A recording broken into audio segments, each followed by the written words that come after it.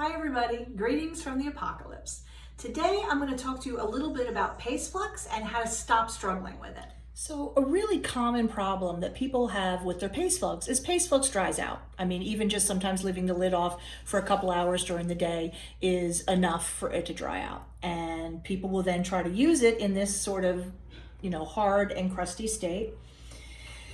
They'll pick up their nice little piece of solder and dip it in there. And then you're going to try to get this off onto something.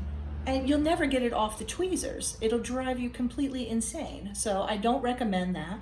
What I do at the beginning of every day is I just put some hot water in here and stir it up so that it's nice and soupy, which I'm gonna do and then show you how that is. And this way, you'll actually be able to get your solder off your tweezers and where you want it to be.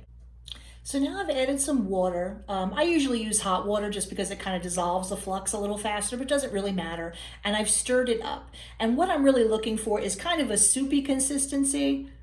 You see, like this. I don't really want it like sour cream, like thick like that, because then you might still have the same problem of your solder not coming off your tweezers. So hot water, I just stirred it up so I've got a little soupy consistency here.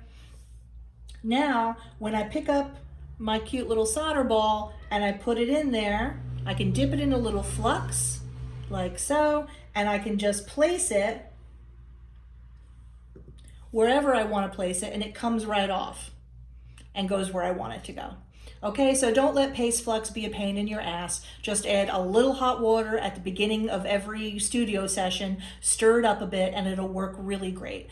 I find the paste flux will stick through the entire process and really get the solder to flow well, so I use it quite a bit. Just make sure you add some nice hot water and stir it around so that you can operate it properly.